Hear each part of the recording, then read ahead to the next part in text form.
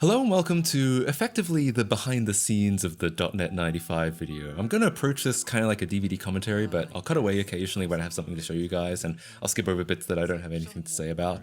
As I'm recording this, it's already been 4 months since putting this video out. I didn't mean for it to be that long, I just kind of got caught up in all the other projects I'm working on, and this one kept slipping my mind. But here it is. Hopefully I haven't forgotten too much about how this all came together.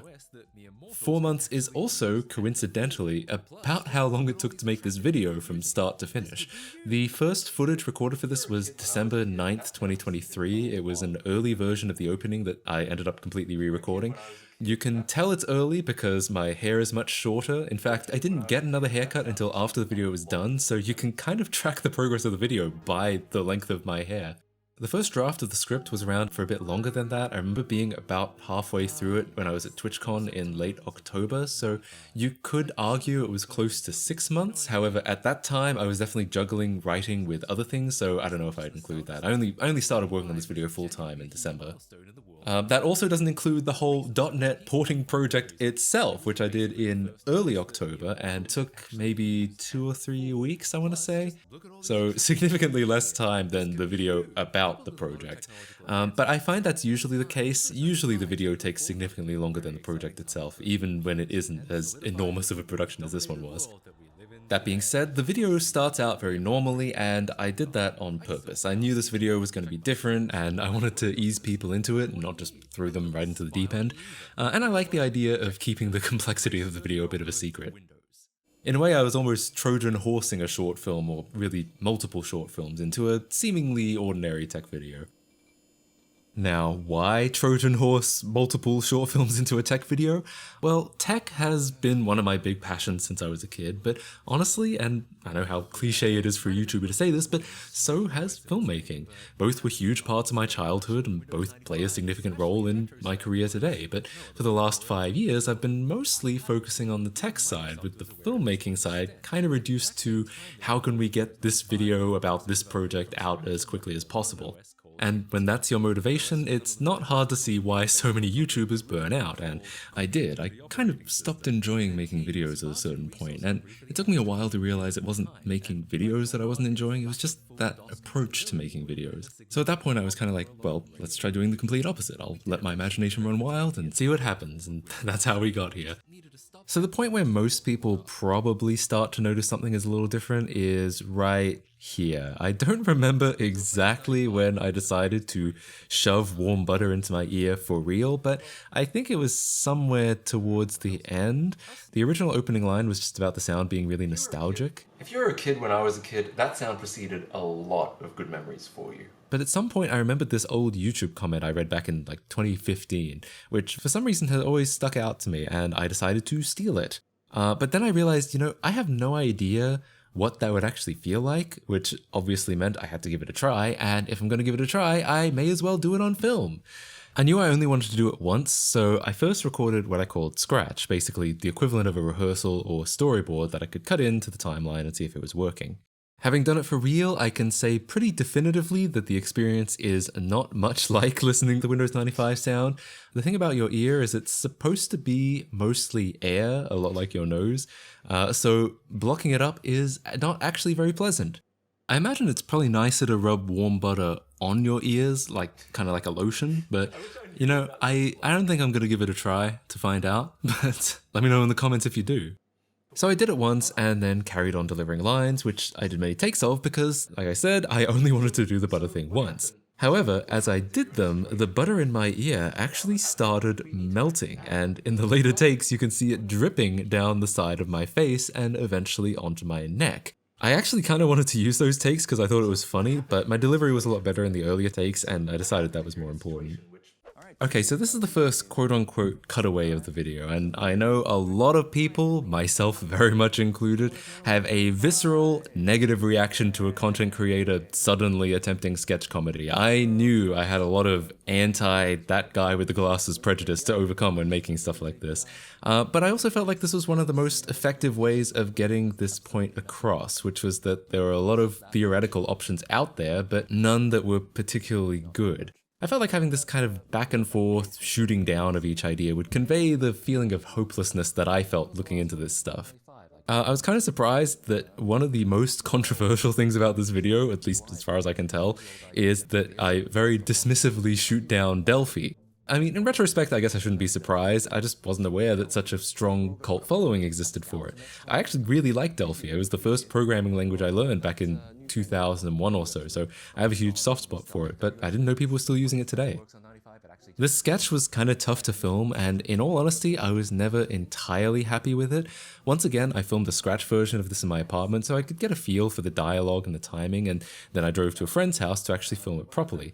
But my friend lives nearly 2 hours away, and I had to haul a ton of cameras, lighting, microphones, and costumes, and I hadn't considered how tired I would be by the time I got there, and when filming, I could never quite get the same amount of energy I had in the tests. At one point, I was even convinced that I would reshoot it completely or replace it with something else, but the video had already taken so long, and no one else seemed to have a problem with it, so I decided it was probably good enough. And that wasn't the end of my problems. The audio quality was also a lot worse than I had hoped because I attached my lav mic incorrectly. Whatever, alright? Do we have anything else? This kind of scratching is almost impossible to filter out. The only thing I could really do is just redub them. But then, because the acoustics were different in the room I was dubbing in, the redubbed lines became very obvious. So I basically ended up having to redub the whole sketch so it would all sound right. The upside is I was probably able to improve the performance a bit, but that was a real pain in the ass. I was also trying to time everything to the music, which meant some lines I re-recorded several times just so they'd take up precisely the right length of time, so that when there was a joke it would line up with a pause in the music. Basically, for a scene of two people talking to each other, the logistics were surprisingly complicated to work out. This is also probably a good time to mention I had a self-imposed hard deadline. I was going to visit my family for my birthday in late March, and I really didn't want to be still working on it while I was away. Sadly, I wasn't able to get it done in time. I managed to get everything filmed, but I was still doing finishing touches to the edit and even still re-recording lines throughout my trip. So basically all of the dialogue you hear in this scene was recorded in my old bedroom in Australia. So one of the running gags of this video is that whenever I talk about .NET, I show a picture of Elmo. I don't exactly remember how I stumbled upon this idea, but I do remember it feeling like a bit of a eureka moment in editing, like, oh thank god I don't actually have to figure out like 100 different ways to show .NET, because that really is the challenge with these videos. In the grand scheme of things, it doesn't take that much time to write a script and read it, but having to find or make a visual every couple of seconds is very time consuming, and when I realized I could both make my life easier and make a joke out of it, needless to say, I was very excited. Elmo, of course, makes a number of other appearances in this video, including in person, which kind of touches on my process. You might expect it to be like a linear write, record, edit process, but it's actually anything but. I might write and record a draft script early on just to give me a skeleton to work from, but you can expect anywhere from 50 to 80% of that script to get rewritten or reworked before the video even comes out. I find that in video, you generally don't know how something is going to work out until you see it. I can spend as much time as I want on a script, but I'm not going to know what it sounds like until I've recorded it and I can hear it back. So there's never really a final script. The script is only done when I click export, and the sooner I can get it all into the edit, the better. That's also why I like recording Scratch. Once again, the sooner I can see it, the sooner I can see what's wrong with it. So I'm pretty critical of Lance Olsen's statements here, but I don't actually have anything against him, obviously. It was all supposed to be in good fun. I actually tried to contact him across a few platforms because I thought it'd be really interesting to have him maybe explain some things like what is NDPHLPR or any other interesting facts about the development of .NET. I thought it might be funny to have him as a kind of recurring character that I redeem throughout the video, but alas, he never replied to any of my messages, so all of that stuff just got dropped. Probably for the best. I don't know how I would have explained any of this video to him when I was still working on it. If you want to know just how meticulously planned some of this stuff was, I even recorded Scratch for these driving segments. But still, would you really expect something this complex to support an OS that so few people... Essentially, I had to assume that any time I had to film something outside, it could take a whole day or it could go completely wrong. So I wanted to be as prepared as possible. And perhaps on top of that, I wanted to make sure that those lines and ideas are actually working before I wasted any time doing them. I mean, I wanted that kind of late afternoon lighting for these driving sections, so there was a fairly small window of time each day that I could actually get these shots. This interviewing section was originally supposed to be a lot longer. I was trying to get 3 interviews because often jokes run in groups of 3. But it turns out it's really hard to interview strangers, or at least I'm way too timid for it. I actually have a whole hour's worth of footage of me walking around Santa Monica trying to ask people what they think of .NET 95 to absolutely no avail. Eventually, my friend invited me to his college campus and invited his friend over to be interviewed, so spoiler alert, this is not technically a stranger. He's not someone I knew before, but he is a friend of a friend, and that's why he was willing to talk to me. We only got the one interview that day, and my plan was still to get another 2 later on, until I cut this interview together and kind of accidentally edited the car shot too close, and I realized the result of that is probably funnier than what I was originally planning, so I just decided to accentuate that instead. Alright, here we go, Act 1. The script was always structured into acts like this because that's kind of how the project felt, more like a lot of small projects than one big one. Though originally there were actually 7 acts because things like SC2 and NDPHLPR were split off into their own. When I decided each act would have a different theme, I consolidated them all down because trying to pull off 7 different styles would have just been ridiculous. The idea of the act themes really all came out of this one. I wanted an excuse to say, and what's the deal with backporting? And it all just kind of evolved, or perhaps devolved from there.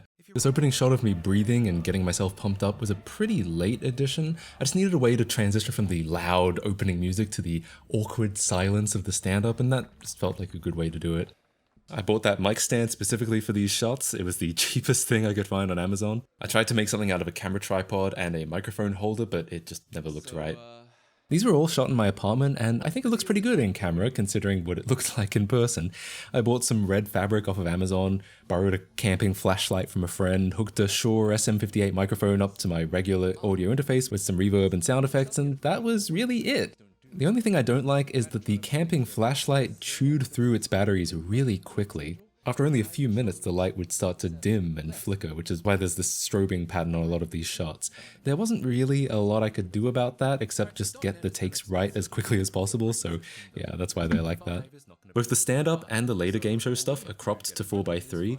That's partially to match the aesthetic of shows like Seinfeld and classic Price is Right, but there was also a much more practical reason to do this, which is the curtain didn't cover the whole 16:9 frame, so I could save myself a lot of work by just cropping it to 4:3. Originally, I was trying to get a real stage by reaching out to schools and churches in the area, but they were not interested, and in some ways it worked out for the better because being forced to set up my own meant I ended up having a lot more flexibility and time, but it would have looked great to have a real set. The movie theater actually had a pretty good stage that we probably could have asked to use, but we had fairly limited time there, and by that point I'd already figured out how to shoot it at home, so I didn't want to bother them too much more. We did film some test footage of me walking onto the stage in costume just to see what it would be like, but I ended up not really needing anything like that. This tomato is CGI. Well, actually it's partially CGI. When it flies in, it's just a black shape that I've animated by hand, and then in the footage I pick up a real tomato from the floor to kind of sell the effect. Basically I just did that because I had no one else around while filming these. I'm sure I could have asked a friend to come over and throw a tomato at me, but this just seemed like the quicker thing to do. No, we did not film anything at the Laugh Factory. My set obviously looks completely different to theirs. While we were filming there, someone did actually ask me if I'd gone up on stage. I guess because why else would I be in a suit and pointing at it? And I tried my best to explain, but I think I just petered off at, no, we're just filming a thing. This pan is partially a visual effect. Basically, my best take and the cameraman's best take were not the same, so I spliced the two together, which is why the focus pull is a little strange looking. I had to manually match the movements between the takes frame by frame and zoom it in closer so you can't tell that the cars on the road are completely different. Not ideal by any means, but it's fine. So the movie theater, this is the Frida Cinema in Santa Ana, and really I can't say enough good things about them. I contacted a bunch of different theaters and most of them didn't even answer their phones anymore, but these guys were very helpful and very communicative, and I was able to get these shots in a real theater. The only thing I'm not happy with is for some reason I only brought zoom lenses with small apertures. I could have gotten this looking way less noisy, but sadly this is the best I could get with the equipment I brought on the day. I came back another day to shoot the outside shot at night. I just shot this by myself, meaning I left the camera just sitting on a ledge, and thankfully no one stole it. Sadly, I didn't realize until I got home that I left it on autofocus and it focused on the ledge instead of the big bright theater, but oh well, what can you do? I did not actually get them to play a video. They might have done it if I asked, but I figured it would be just easier for everyone to do it as a visual effect and color correct to simulate the lights going down. So this is the infomercial, or I don't know, would they have been called infomercials back then? I realized we were going to spend a decent chunk of time talking about Windows Unicode, and it's both kind of a tangent, but also kind of important, so I figured it made sense to treat it like a brief intermission. This has the unique distinction of being one of the first sketch ideas that existed. I think I had voiceover recorded for this all the way back in December, but it was one of the last visuals I finished because, as you can see, it's mostly diagrams and graphics, which are some of the slowest things to put together. And I still ended up rewriting and re-recording the whole thing in my old bedroom too, because the original just kind of went on a little too long. Now, this song was not my original choice. I had found a cue from the 50s that I really liked called Manhattan Playboy, but it turns out that song requires a license. Now, I'm not against licensing music for my videos, however, when I inquired further, I was told the fee would be, quote, in the four-figure range, so that put an end to that. What I ended up licensing for a much more reasonable fee is a song called Shopping Spree, which is a modern song meant to evoke the 50s rather than actually being from the 50s, but hey, it gets the job done. So Act 2 is obviously a reference to Les Mis, specifically the film version of I Dreamed a Dream sung by Anne Hathaway, though I'm using the backing track from the Susan Boyle version. I basically did a very cheap version of that scene by pointing a camera with a very long lens down at my apartment floor on a day that happened to be raining, so there was this really soft light coming through the window. Fun fact, even though I don't use any part of the song with vocals, Content ID still picked it up right away, so this is actually a karaoke cover which sounds almost identical, but I guess not identical enough for Content ID. With my first take of these, I tried to make my face dirtier to match the film by covering my face in, well, real dirt. You know, since it was raining that day, it wasn't hard to find mud outside. But when I looked over them, I just thought it looked really stupid, so I redid them all with a clean face. There's a lot more artistry to making a face look dirty than I thought, is essentially what I learned that day. I'll admit this is probably the weakest of the act themes. It suffers from a bit of middle child syndrome where, compared to the first and third acts, it got a little bit neglected. It doesn't help that I don't actually know that much about Les Mis outside of the popular songs. I was meaning to watch the movie so I could add more, but as the video grew, it just ended up feeling like we didn't need any more than we already had. The wordplay of Les Mis and MSI was not my idea. There's actually an MSI editing tool I found really early on called Less MSI, making exactly the same reference, but it's basically the same as Orca minus the alleged editing functionality, so it didn't seem important to include it in the video. I had this how many registry entries game show idea for a while, but it was one of the last I filmed, and I remember thinking to myself, oh god, am I really gonna have to do another one? I did consider dropping it and just saying the number outright, but I realized it was such a good opportunity to have cameos of my friends, which I very rarely tend to get in my tech videos, so at that point I couldn't turn down the opportunity. If you saw the original draft of this video on Patreon, you'll know this sketch used to be a lot longer, nearly twice as long if I remember correctly. I was trying to make it flow like a real game show would, and there was even a subplot about Fami quitting her job, which I thought was really funny. But the thing about a cutaway is, it's a cut away. It's a detour from the main storyline, which isn't a bad thing. Detours can be fun, but you don't want to feel like you're meandering too much on a side quest. This is the exact same set as the stand-up sketch, just with very different lighting, and this is one of the few things I actually recorded some behind-the-scenes footage for. Okay, so this is the setup. You can see I've got the TV, I've got the red curtain. You can kind of get a feel for how much cropping helps, because I've got the TV on this box with this black fabric on it, but if you crop it right around there, it looks like it's on, you know, a slightly nicer box with black fabric on it.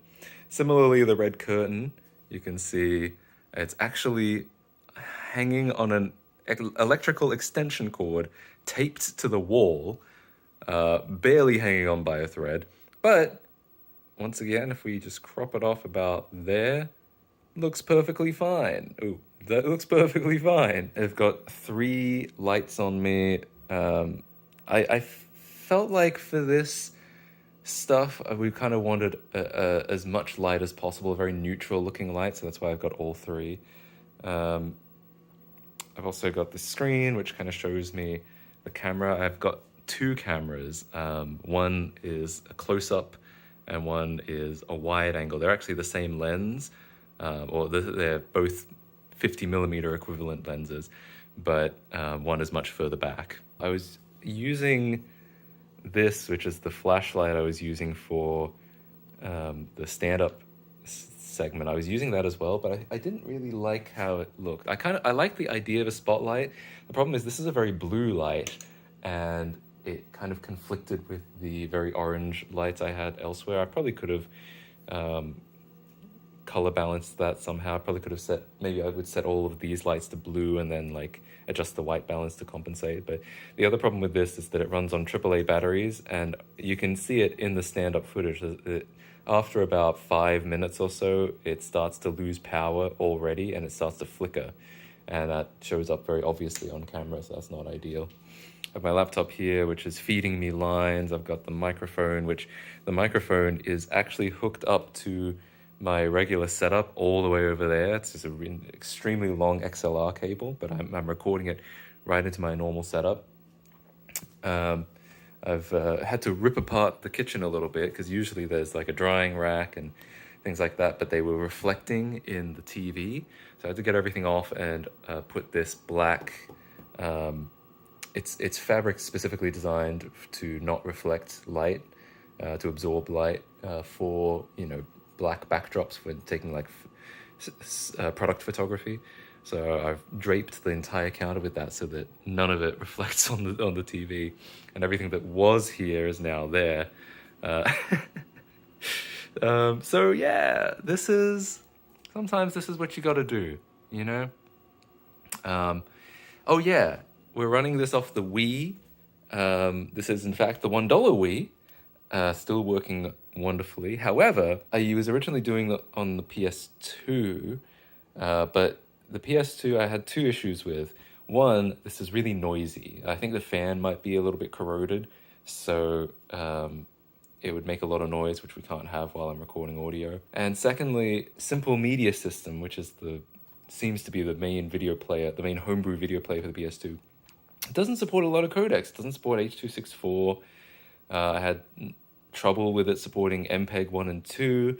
I eventually got DivX to work, or Xvid perhaps more accurately, but WiiMC supports a bunch of more modern codecs, and it's a little bit more powerful, and it doesn't make any noise. So the Wii ended up being the right call. What's also nice, and you probably won't be able to tell in the video, but this is coming in through Component. This is a rare later CRT which has YPBPR in it. It does not take 480p. It still has to be interlaced, but YPBPR is still going to be the highest quality way of hooking this up. So, you won't get any dot crawl or anything like that. So yeah, this is what it looks like outside of the camera. It was an interesting sequence to put together, trying to find just the right parts of game show footage to put in the background. It's very rare that a game show will film long, static shots of just the crowd, so I'm having to do a lot of zooms into like the corners of shots and hope that I can make that work. So I really wanted to have all these animations showing up on the TV for real, and technically I did, but there is a bit of compositing going on here because it turned out the CRT caused interference noise through the microphone. The closer they were, the worse it got, and I'm holding the mic pretty close to the screen throughout the whole sequence. I did a whole recording where everything was great, all of my lines were timed up with the animations on the screen, which is harder than it looks when you're doing this all by yourself, but sadly the mic audio was just unusable. I had the option of either ADRing the whole thing or reshooting with the TV off, and I figured the latter would be less work. Not sure if that ended up being true because I had to do a lot of manual rotoscoping whenever my hands ended up in front of the screen, but it is what it is. Fun fact, these cameos are the only time green screen is used throughout the entire video. Everything else I managed to get in camera either for real or with lighting and framing tricks, which honestly I'm pretty proud of, I have to say. Alright, so here begins the biggest piece of production and also arguably the most controversial. This is when all pretenses of this being a normal tech video are dropped and I go all out into the more narrative stuff. Hopefully the audience is mostly along for the ride by this point, but if you weren't a fan of any of the sketches before, this is probably where you're like, oh for God's sake. This suit that I'm wearing is mostly composed of my high school formal suit, plus a handful of things I bought just for this video, like the hat and the suspenders. Yes, after 12 years, this thing still fits me. I don't know if that's a good thing or a bad thing. The vast majority of these intro shots were done by myself very late in March. I did get a friend to help film earlier in January, but in retrospect, I was asking him to do a pretty complicated camera move and he could never quite get it right, which is not his fault. He'd never really operated a camera before. It just meant I had to rethink the shot into something that was not only more achievable, but something I could get by myself, because by the time I reshot this at the end of March, I'd completely run out of favors I could ask of friends. This shot of me walking towards the camera is the only thing that survived from those January shots. It was a tough thing to balance because I think my skills are much better behind the camera than in front of it, but since it's my channel, I kind of have to be in front of the camera. It would be weird if a video was suddenly hosted by someone else. But obviously, I still want the shots to look as good as possible, and if a shot looks bad, I'm the one it reflects poorly on, even if I wasn't physically able to hold the camera myself. So you have to be very adaptable and willing to change plans and make compromises so you can get the best possible shot in any circumstance given the limited resources. As always, I did a lot of takes, and unfortunately the best by far was this one where these guys very aggressively walk by in the background. No one's ever pointed it out as far as I know, but when I got the footage into editing, I was like, damn it, of course the best take has to have something wrong with it. You can't really see it in this alley shot, but as I walked in, I spotted someone in the distance rummaging through the trash, and as soon as I saw that, I just noped and turned around and left.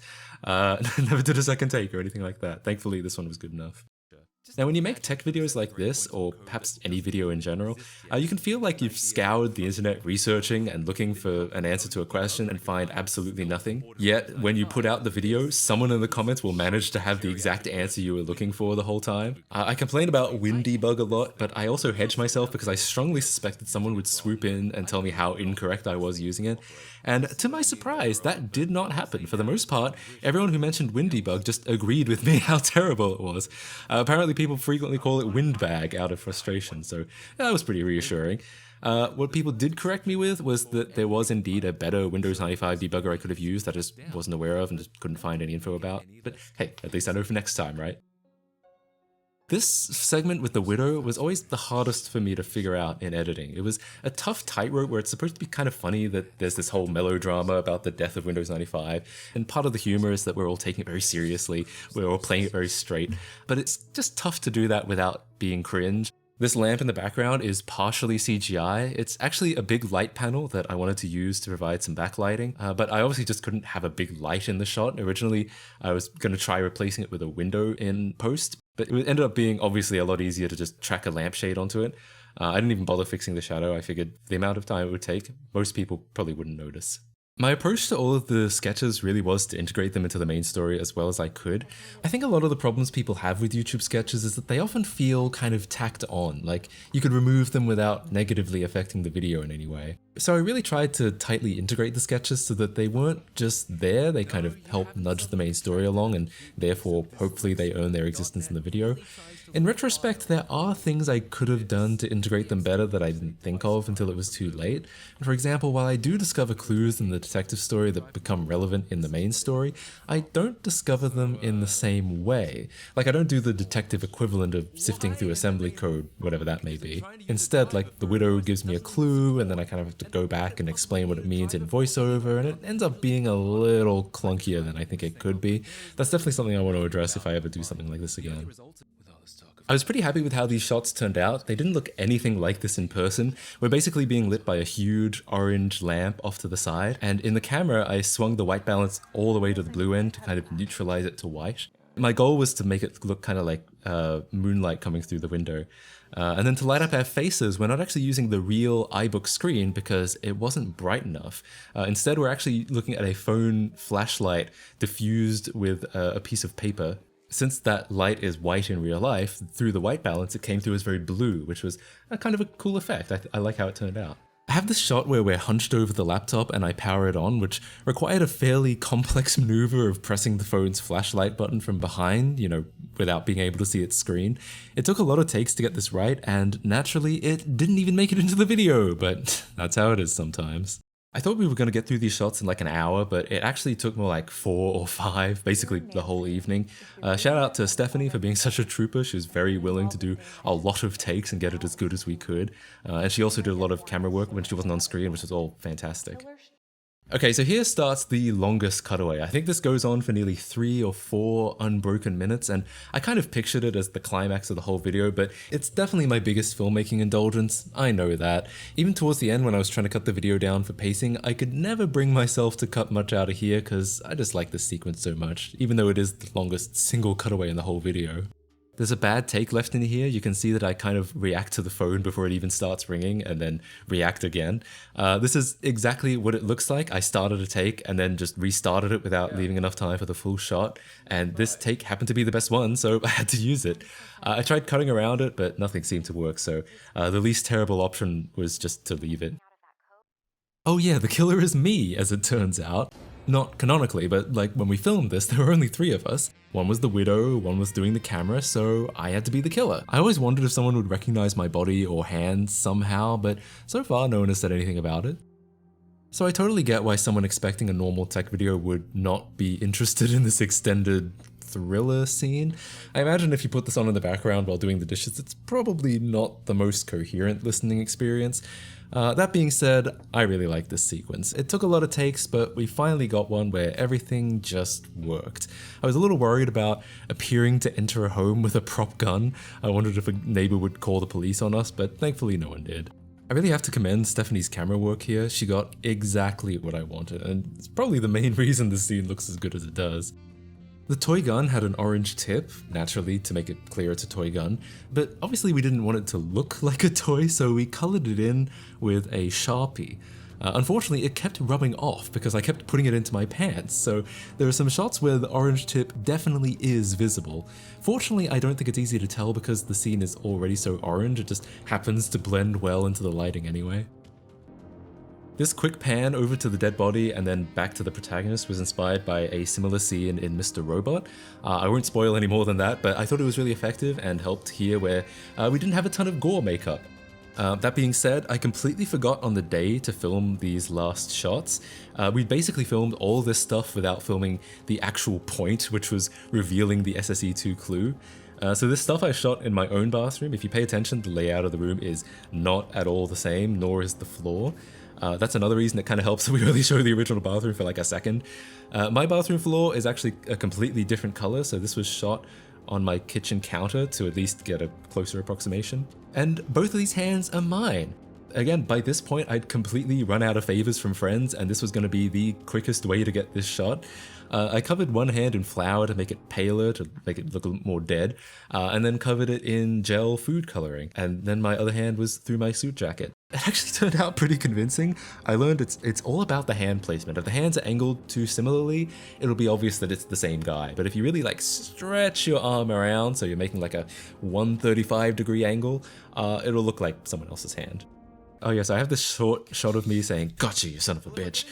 Originally, the whole discovering the widow's dead body was actually gonna go here, but I realized, firstly, it doesn't really line up with the story to find the dead body here, like it makes more sense for that to happen earlier. And more importantly, we just made arguably the biggest breakthrough of the whole project, and I felt the audience didn't want to get sidetracked for such a long time at this point.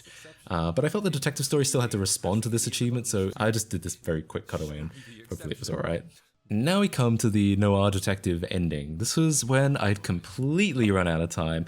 I was literally heading to Australia the next day, so I had to get this stuff filmed as quickly as possible. I had bigger ideas for the outro. I thought maybe I could rope a few friends into helping me make a chase sequence, or maybe I'd enter Elmo's lair and he'd try to kill me, but I'd shoot him or something. But like I said, I just completely ran out of time, so it's a fairly basic shot of me walking down the street. Now, for this outro sequence, I actually planned to do this in a completely different place. My first thought was find somewhere with a really nice view and shoot there.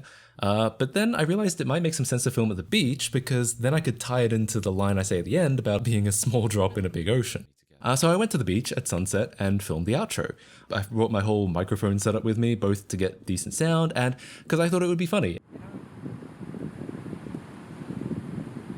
But by the end, it turned out my laptop, which I was using to record the microphone, went into standby after 10 minutes and didn't record most of what I said. As you might expect, the camera audio was completely unusable. So it was another case of either try to redub it or just refilm the whole thing. And I hoped to do the latter, but since I was running out of time, this was again like a couple days before I had to leave, I never found the time to head back out to the beach, so I just filmed it in my apartment instead. I actually felt like this had some kind of emotional resonance. We're kind of closing the ellipse. We went on this big roller coaster, and now we're right back where we started. So while the beach would have been a lot prettier, I'm not unhappy with how this ending turned out at all. It's honestly kind of emotional watching this sequence now in retrospect. It's basically a montage of all of the things that have influenced me in my life. I don't know how specific to me all this stuff is. I guess the fact that I have an audience at all speaks to how common at least a big chunk of this stuff was. But yeah, it all makes me feel very nostalgic. This is Bedsheet 2000. This was an operating system, quote unquote, that I made when I was a kid. In reality, it's more like a shell replacement for Windows. If all you ever wanted to do was play a shitty game of Snap and change your wallpaper color, maybe I'll make a video on it someday. It could be kind of funny to look at in more detail. Oh yeah, that final message graphic. I forgot I made that. I actually made that on stream back in December, before revealing any of the scale of this video, which is again evidence of how long I was working on this video. I did put Elmo in as a joke, but I always assumed I would change it to something else later on. It was actually purely coincidental that Elmo ended up being a character in this video, so the graphic suddenly made sense as it was. Maybe I've just got Elmo on my mind too much, that's certainly entirely possible. But anyway, that brings us to the end of this video. I think that's everything I could possibly say about it. Hopefully you found this interesting, and I'll see you all in the next one. Bye guys. And I have a poll up right now for what project I should do next. Whatever gets chosen, I'll be posting regular Patreon video updates detailing my progress, so if any of that interests you, check it out. Anyway, thanks again, I hope you have a great day, and I'll see you all in the next one. Hopefully it won't take this long again. Bye guys.